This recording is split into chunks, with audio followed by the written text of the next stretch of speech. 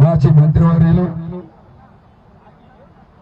YSR Congress party Guntur జిల్లా party అధ్యక్షులు కాపు tiger Ambati Rambabu గారి నిరసన నిరాహార దీక్షకి సంఘీభావం తెలియజేయడానికి వచ్చినటువంటి వైఎస్ఆర్ కాంగ్రెస్ పార్టీ నాయకులకి కార్యకర్తలకి ప్రజా సంఘాలందరికీ కూడా మా హృదయపూర్వక ఉద్యమ నమస్కారాలు తెలియజేసుకుంటా.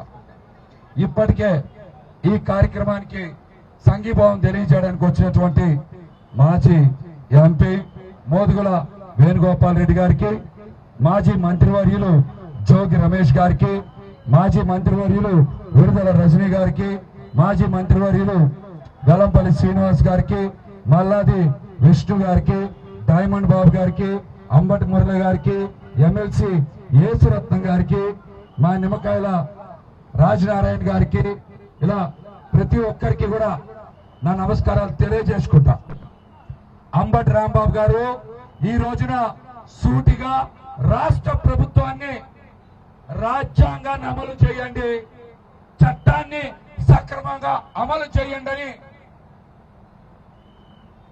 శాంతియుత నిరసన దీక్ష ద్వారా డిమాండ్ చేస్తూ ఉన్నారు.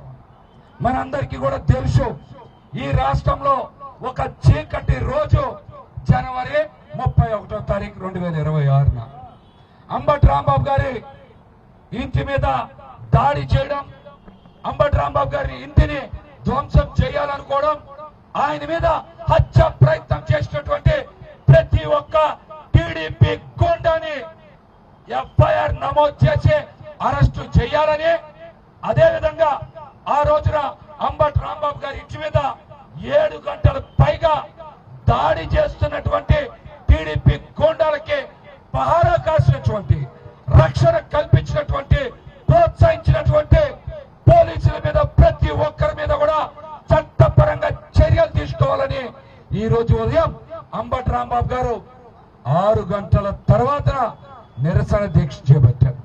వారందరి మీద పోలీస్ శాఖ చర్యలు తీసుకుంటుందా తీసుకోదా అని సాయంత్రం 6 గంటల లోపు మీరు సమాధానం చెప్పి తీరాలి, మీరు సమాధానం చెప్పి తీరాలని కూడా ఈ సందర్భంగా రాంబాబు గారి తరఫున డిమాండ్ చేస్తా ఉన్నాం.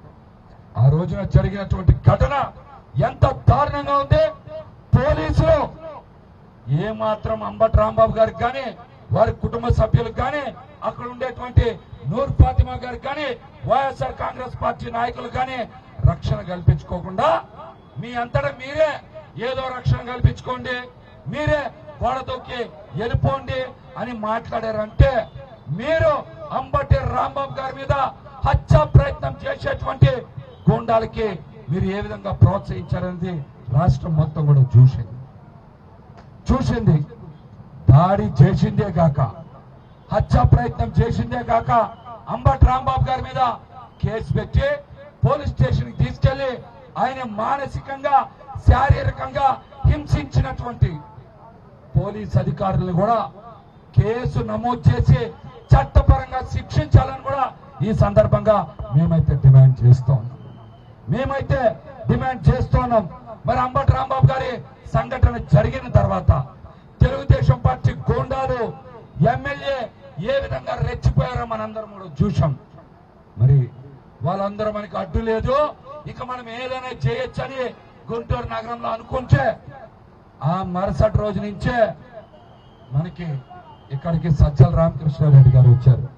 ఆ తర్వాత 2 రోజులకే వైఎస్ జగన్మోహన్ రెడ్డి గారు గుంటూరు నగరంలో కాలు పెడితే లక్షలాది మంది వైఎస్ఆర్సీపీ నాయకులు, కార్యకర్తలు, ప్రజలు వస్తే ఆ శబ్దానికే తెలుగుదేశం కూటమి పార్టీ నాయకుల గుండెలు దద్దరెళ్ళి ఎక్కడోళ్ళక్కడ చల్లా చెదరయ్యి వాళ్ళందరూ కూడా ఇళ్లలో దాక్కునేటువంటి పరిస్థితి వచ్చిందని కూడా ఈ సందర్భంగా తెలియజేస్తున్నాం.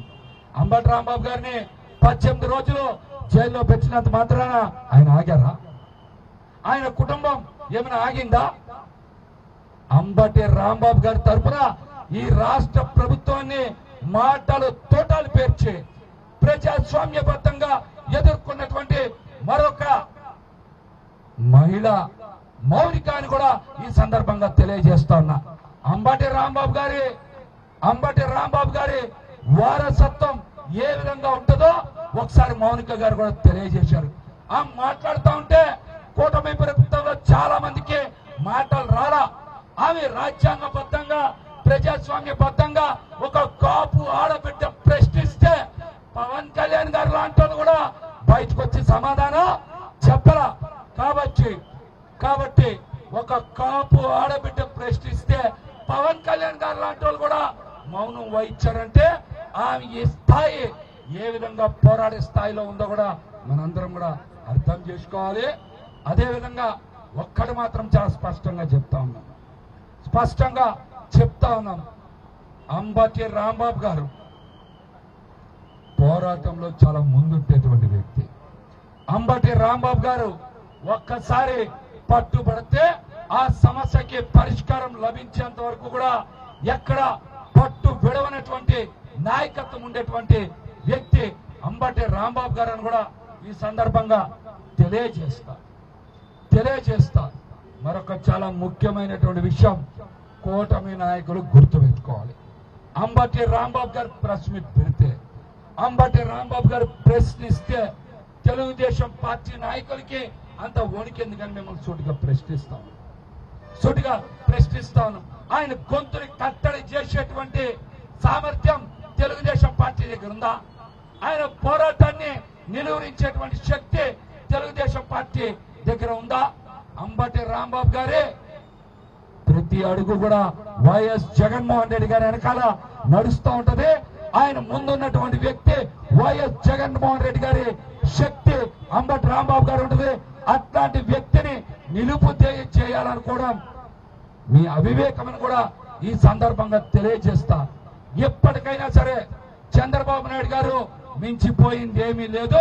మీకు రాజ్యాంగం మీదైనా చట్టం మీదైనా మీ గనక నమ్మకం ఉంటే అంబటి రాంబాబు గారు డిమాండ్ చేసిన విధంగా తెలుగుదేశం పార్టీ రౌడీల మీద గూండాల మీద మీరు వెంటనే ఎఫ్ఐఆర్ నమోదు చేసి అరెస్ట్ చేయండి. ఆ రోజు అంబటి రాంబాబు గారి ఇంటి మీద దాడి చేసి ప్రోత్సహించినటువంటి పోలీస్ అధికారుల్ని చట్టబద్ధంగా శిక్షించండి అని కూడా ఈ సందర్భంగా తెలియజేస్తాం. మరి ఈ రోజున ఈ కార్యక్రమం చాలా అద్భుతంగా జరుగుతోంది. ప్రతి వైఎస్ఆర్సీపీ నాయకులు కార్యకర్తలు కూడా ఎంతో క్రమశిక్షణతో ఈ కార్యక్రమాన్ని నిర్వహిస్తా ఉన్నారు. మరి సహకరిస్తున్న ప్రతి ఒక్కరికి కూడా నమస్కారాలు తెలియజేసుకుంటా. ఈ అవకాశం నాకు కల్పించినటువంటి అంబటి రాంబాబు గారికి పెద్దలందరికీ కూడా మరొకసారి ధన్యవాదాలు తెలియజేసుకుంటా. జై జగన్, జై జగన్.